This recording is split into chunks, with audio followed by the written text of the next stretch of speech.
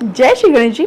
मैं हूँ आचार्य संध्या सक्सेना, महालक्ष्मी ज्योतिष अध्यात्मिक संस्थान और महालक्ष्मी ज्योतिष विदर्शक संध्या सक्सेना चैनल पे आपका जय श्री गणेश जी। दोस्तों, मैं हूँ एस्ट्रो संध्या सक्सेना। आप जैसे कि देख रहे हैं, मेरे पास दो चैनल है, महालक्ष्मी ज्योतिष आध्यात्मिक चैनल जिसको आप देख रहे हैं, और दूसरा मेरा चैनल है महालक्ष्मी ज्योतिष विद एस्ट्रो संध्या सक्सेना। आप मुझे तेज चैनल पे भी देख सकते हैं, और ISO 9001 मुझे क्वालिटी के और गुणवत्ता की वजह से मिला हुआ है, आप सभी जानते हैं।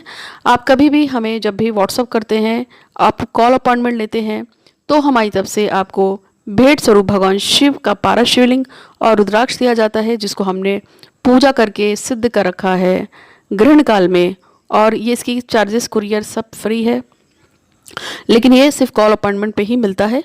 ठीक है, तो आज मैं आपको भगवान शिव के लिए ही सावन के महीने में खास तौर पे आप लोगों को सुनाने जा रही हूँ। इससे पहले मैंने श्रीमद् भागवत कथा करी थी, जिसका काफ़ी लोगों ने लाभ लिया है और से बहुत से लोगों को फायदा हुआ था। श्री दुर्गा सप्तशी के भी मैंने पूरा का पूरा पाठ किया था, उससे भी बहुत से लोगों को लाभ हुआ था। और मेरे जो नियमित सुनने वाले हैं, उन सभी की रिक्वेस्ट पे कि इस बार मैं शिव महापुराण सुनाऊँ आपको, जबकि चल रहा है सावन का महीना, तो मैं इसी को स्टार्ट करने जा रही हूँ। तो आप सब पे भगवान श्री गणपति महाराज की कृपा हो, जो भी इस शिव पुराण को सुने उनकी सभी मनोकामनाएं पूरी हो, सुनाने वाले को, सुनने वालों को, सभी पे भगवान श्री गणपति महाराज की कृपा हो। जय गणेश जी, जय गणेश जी, जय गणेश जी। स्थापित हो, स्थापित हो, स्थापित हो। मेरी वाणी में भगवान श्री गणपति महाराज स्थापित हो, साथ में वो सभी लोग जो इसको सुनने जा रहे हैं, उन सभी के अंदर भगवान श्री गणपति स्थापित हो और उन सभी की मनोकामना को पूरा करें, ऐसी मेरी भगवान श्री गणपति महाराज से प्रार्थना है।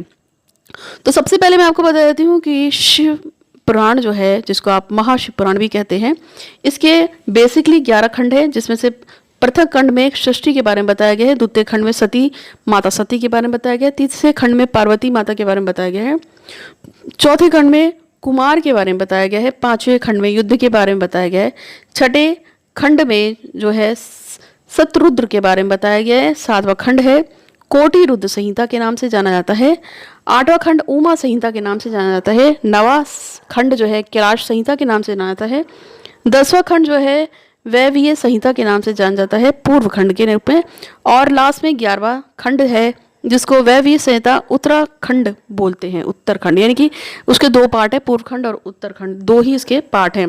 तो भगवान श्री गणपति महाराज को ध्यान में रखते हुए उनके शिव परिवार के रूप में का आज मैं वर्णन करने जा रही हूँ। तो सबसे पहले भगवान श्री गणपति की आराधना करूंगी। विघ्नहर्ता, मंगलकर्ता, सुखकर्ता, दुखहर्ता श्री गणपति महाराज। जय गणेश जी, जय गणेश जी, जय गणेश जी। स्थापित हो, स्थापित हो, स्थापित हो। हे भगवान शिव जी, आपका और माता पार्वती का अभिनंदन करती हूँ इस कथा को।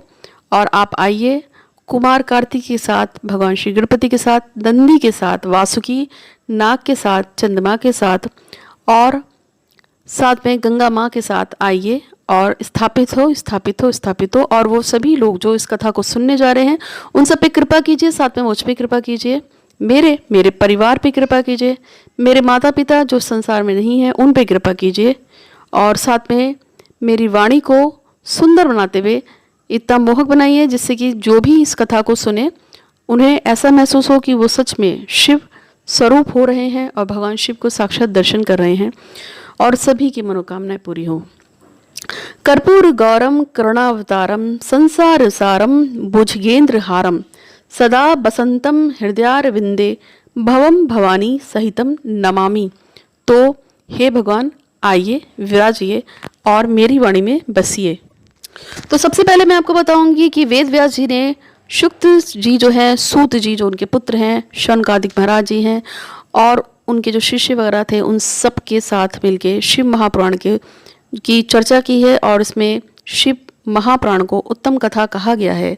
इसमें उत्तम शिव भक्ति को बढ़ाने वाला क्या है, जिनके ऊपर काल सर्प दोष है उनको ये शिव पुराण सुनना चाहिए या बोलना चाहिए, गाना चाहिए।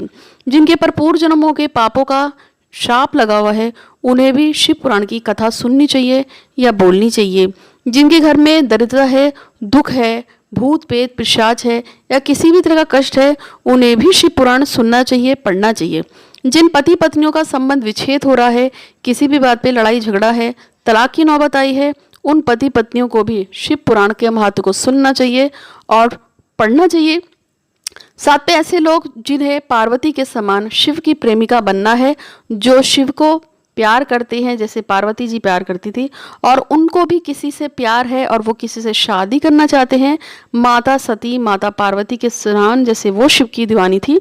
तो इसी तरह से अगर आप भी किसी से प्यार करते हैं और उसको अपने जीवन साथी के रूप में पाना चाहते हैं, तो भी आपको शिव पुराण सुनना चाहिए, शिव पुराण पढ़ना चाहिए। यदि आपके जीवन में बहुत सारी कठिनता आ गई हैं, परेशानियां आ गई हैं, आप किसी चीज़ को पाना चाहते हैं, चाहे वो नौकरी हो, चाहे वो विजय हो किसी भी क्षेत्र में, चाहे आपको शत्रुओं ने परेशान कर रखा हो, तो प्रभु का स्मरण करना चाहिए, आपको शिव पुराण पढ़ना चाहिए। वो सभी लोग जो शिव पुराण को सुनते हैं, शिव पुराण को पढ़ते हैं, जिनके घर में शिव पुराण रखा हुआ है और जो मेरी वाणी से शिव पुराण को सुन रहे हैं, उन सभी पे भगवान श्री गणपति महाराज का कृपा होने वाली है, ये मैं जानती हूँ। और आप सबसे आग्रह है कि भगवान शिव के इस महापुराण को, इस महापान को अवश्य सुनिएगा, और ये सभी प्रकार के दान और यज्ञों को समान आपको फल की प्राप्ति देता है। इसलिए प्रभु को नमन करते हुए हम प्रार्थना करते हैं कि हे प्रभु, जो भी दुराचारी हैं, पापी हैं, कामी हैं, दुष्ट जन हैं, उनको इस कथा के द्वारा शुद्ध कीजिए।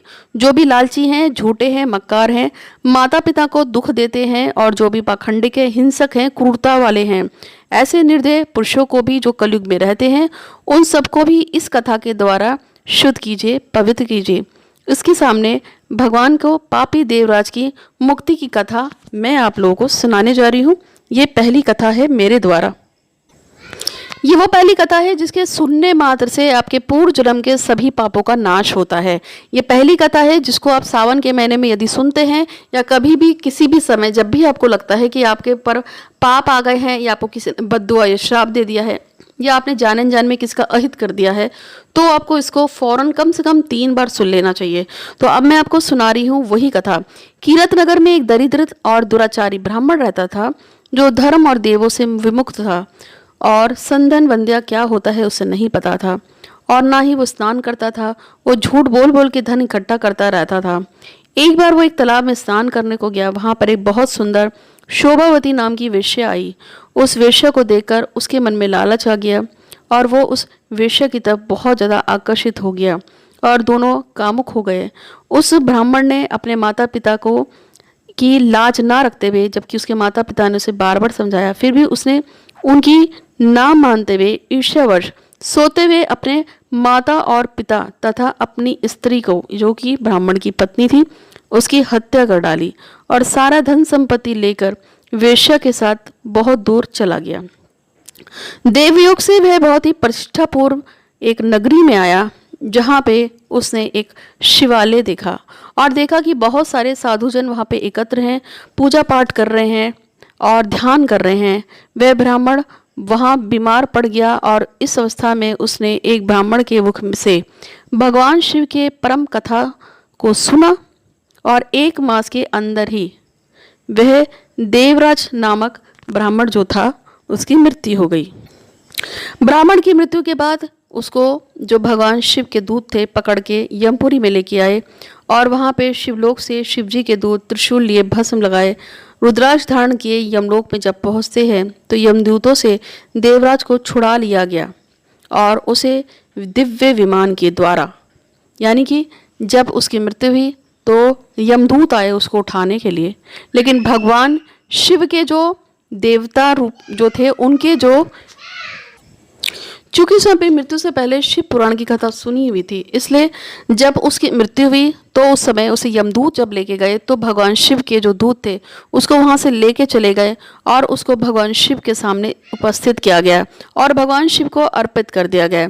इससे पता चलता है कि भगवान शिव की जो कथा थी उसको सुनने की वजह से उस महापापी ब्राह्मण के सभी पापों से मुक्ति हुई, और वो भगवान का प्रिय हो गया। तो ये थी पहली कथा जो मैंने आपको सुनाई है। उम्मीद है कि आपको ये वीडियो अच्छा लगा होगा। अच्छा लगा है तो लाइक कीजिएगा, और आप सभी को प्लीज़ प्लीज़ प्लीज़ कम से कम 11 लोगों को इस वीडियो को समर्पित कीजिएगा। कम से कम 11 को, मैक्सिमम आप जितने लोगों को ये दे सकते हैं, बांट सकते हैं, आपके ही अपने ही पापों का अंत होगा। यदि कोई व्यक्ति इस वीडियो को 108 लोगों को फॉरवर्ड करेगा तो उसके सच में बहुत सारे पापों का अंत हो जाएगा। तो उम्मीद है कि आपको वीडियो अच्छा लगा होगा।